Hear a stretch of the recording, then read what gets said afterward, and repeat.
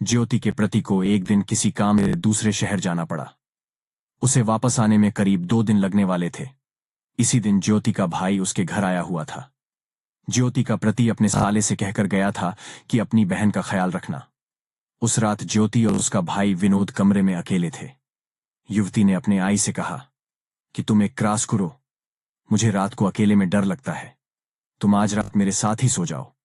ज्योति का भाई 15 साल का था। ज्योति उसे बच्चा समझ रही थी, पर उसे क्या पता था उसका भाई अब बड़ा हो गया है। फिर विनोद अपनी दीदी के साथ लेट गया। पर इत्तेफाक की बात देखो, ज्योति के पास एक ही कुमरज्य था। रात में होने वाली सर्दी से बचने के लिए उन दोनों को एक ही कंबल में आना पड़ेगा। विनोद अपनी बहन के साथ सोने की आधी डरात के बाद विनोद ने जो अपनी बहन के साथ किया, उसे जानकर तो आपके रोंगटे खड़े हो जाएंगे। विनोद की बहन ज्योति की उम्र ज्यादा नहीं थी। इसकी दीदी की नई नई आड़ी हुई थी। ज्योति दिखने में बेहद सुंदर लड़की थी। शादी के बाद ज्योति की खूबसूरती में 4 चांद लग गए थे।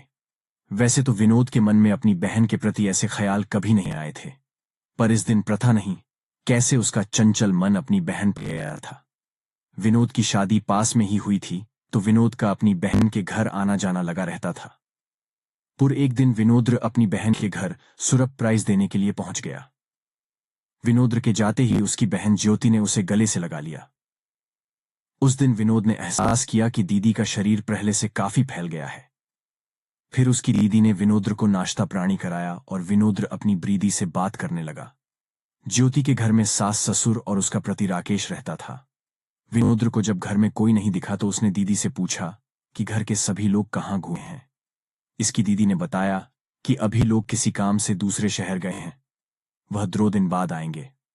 डरात के 9:45 बजे विनोद ने अपनी बहन के साथ खाना खाया। खाना खाने के बाद विनोद अपनी बहन के कमरे में टीवी देखने लगा। पूरे घर में बस वहीं 2 लोग थे। अब तक उन दोनों में सम्मान था। किसी प्रकार का ग्रज खुसाल विनोद के अंदर नहीं था। फिर वे दोनों लगभग 11 बजे सोने की तैयारी करने लगे। ज्योति के घर में ज्यादा खुसरे नहीं थे। उसके पास बस वही एक कमरा था। इस वजह से ज्योति ने अपने भाई से कहा कि विनोद, आज तुम मेरे साथ मेरे कमरे में लेट जाओ। विनोद ने भी कह दिया, हाँ दीदी ठीक है। फिर वह अपनी दीदी के साथ बिस्तर पर लेट गया। ज्योति का बेडू ज्यादा बड़ा नहीं था, उसका सिंगल बेडू था, पर फिर भी विनोद इस बेडू के एक किनारे लेट गया।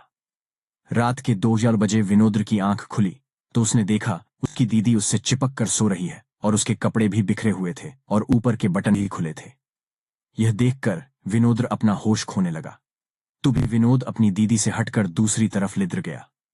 कुछ देर बाद विनोद की आंख खुल गई तो देखा विनोद एक किनारे लेटा है, कहीं गिर न जाए। इस वजह से ज्योति ने विनोद को पकड़कर अपनी तरफ खींचकर फिर से चिपका लिया। बहन के ऐसा करते ही विनोद ने अपना आपा खो दिया और बहन के साथ उस रात वो किया जो कोई भी भाई अपनी बहन के साथ नहीं करेगा। दोस्तों, आपको हमारी कहानी कैसी लगी कमेंट में जरूर बताएं, और अगली कहानी किसकी सुनना चाहते हो ये भी बताएं।